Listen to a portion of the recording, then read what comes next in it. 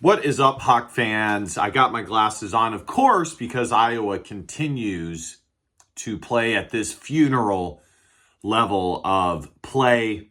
I will not be taking these on until Iowa gets back to where they need to be. It's as if I am at a funeral. That's how abysmal, that's how sad their performance really has been the last three games.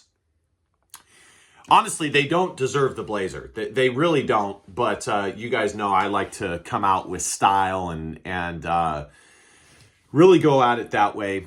I'm just going to dive right in. By the way, guys, hit the subscribe button, like, comment. You guys know the drill. I don't want to make this any longer than it needs to be. They don't deserve it. I do just want to say, it may seem easy to do this. And I've said this before, but it's not as easy as it looks, okay? It is not easy to talk about the Iowa Hawkeyes or your favorite team when they are not constantly winning, okay? I would also say, while it's not rocket science, and I don't want to, be arrogant or anything like that and oversell the difficulty of doing something like this, it's also not for everybody. It just is not. So I just wanted to say that for what it's worth, and we're going to move forward. So this Iowa men's basketball team right now is a shell of their former selves. They are terrible. They have zero identity. If you look at tonight, their loss to Minnesota, a below average to average team, one of the lower level Big Ten teams this year, coming to Iowa at home, which it wasn't like one of the best Carver Hawkeye arenas in the world. But again, when you're at home, you need to take care of business. And what have I said in the past? I said in the Big Ten, the name of the game is taking care of business at home. And Fran McCaffrey knows that. He has said it himself many times. Especially when you're Iowa and you lack toughness to win on the road. You have to win at home. There's no ifs, ands, buts about it, because you are so abysmal on the road that you have to stack up the wins at home. So they lose this game to a very average to below average Minnesota team, 72-67. And don't let the final score fool you. Iowa sucked in this game. Minnesota led this game from wire to wire. They came out fast. This was yet another slow performance for a slow start for Iowa. Slow performance, really, but slow start. And Minnesota led this game from wire to wire. They came to Iowa City. They were the tougher team. They were the more physical team. And it showed. And they got the victory. They won both halves. Was Iowa slightly better defensively? Yeah, I guess. But Minnesota, again, is not like a barn burner. I mean, this is not really a good team, Let me see really quickly here. So Minnesota is, I had to take my glasses off to look at this. They are 96th in the KenPom, with the 129th best offense in the country. And then on top of that, they have the 83rd best defensive efficiency. So number one, yes, was the defense a little bit better? Sure. But this is not a great offensive team in Minnesota. On top of that, Iowa, which is supposed to be an offensive juggernaut, they're supposed to be, but they were more like a juggernaut tonight, could barely score against, I would say it's an above average defensive unit, but surely not one of the better defensive teams. This Iowa men's basketball team is in major, major trouble. And the one thing that I failed to see when I made my preseason expectations, and there still is time, okay? There still is time, but the way things look right now, Iowa is sliding further and further back, and I'm very, very concerned that they are going to hit a tailspin, and there's going to be a point of no return, and they just fall further and further and further down. One thing that I did, or two things, one thing, whatever, that I did not take into account was how not tough this team is.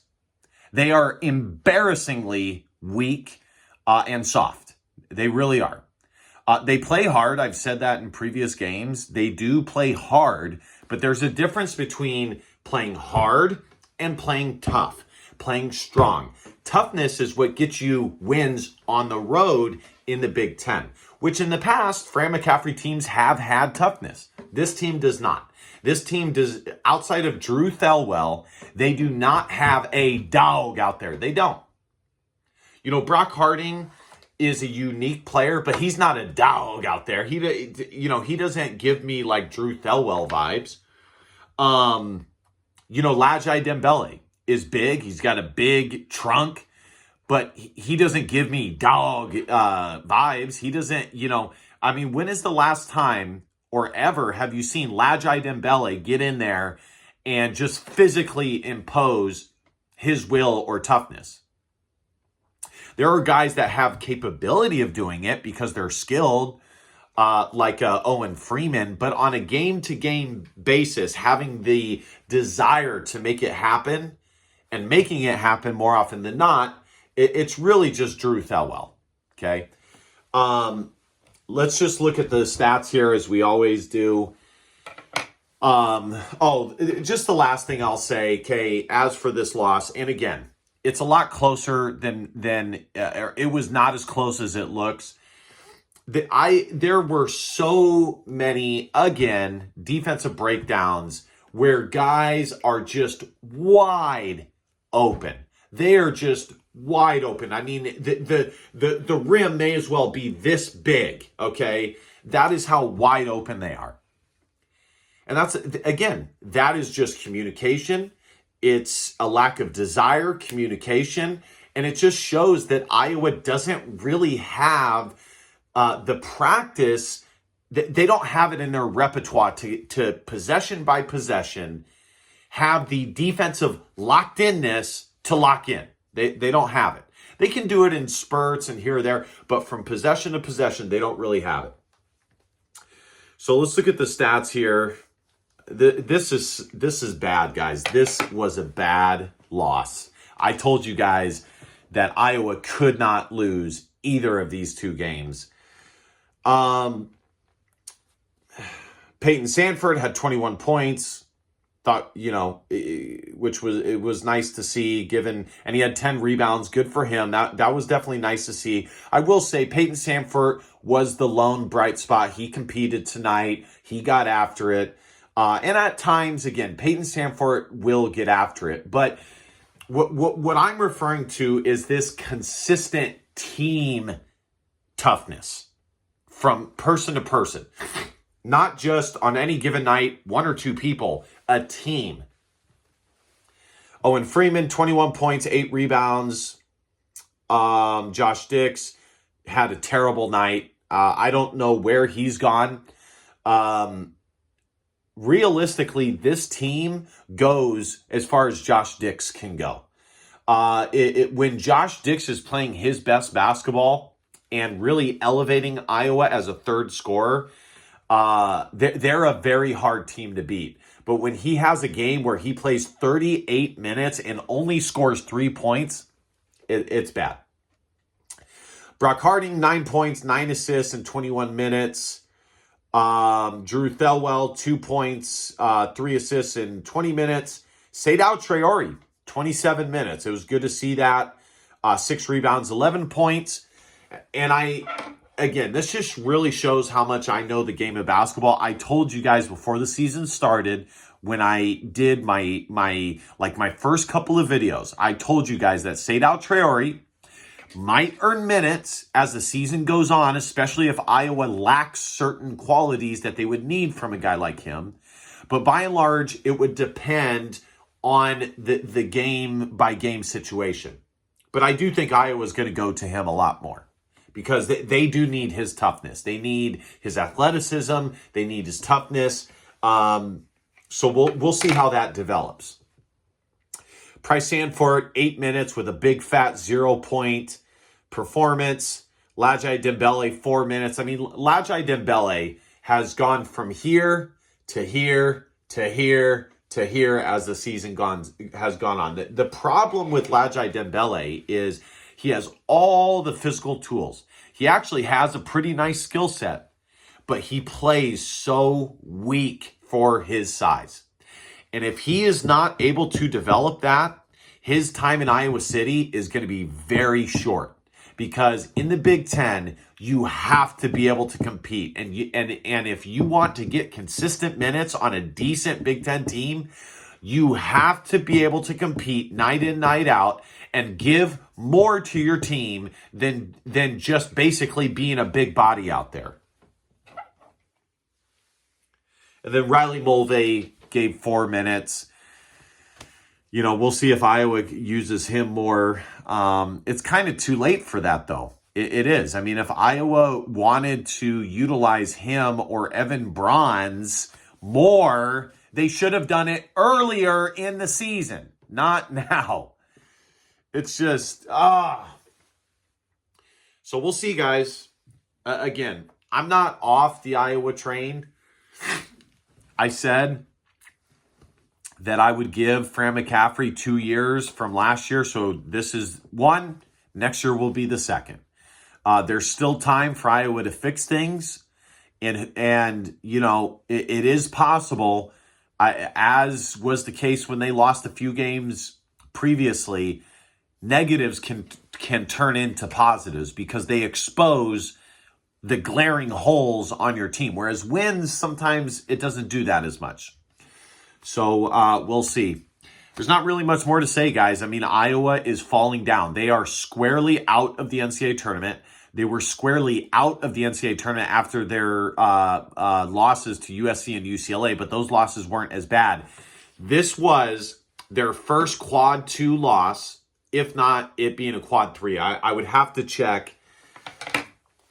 You know what? Fuck. I almost swore. So that would be the first time I ever swore on this channel. I'll just do net team sheets. And we'll see where Iowa is at. Yeah, this is bad, guys. Iowa is in a tailspin.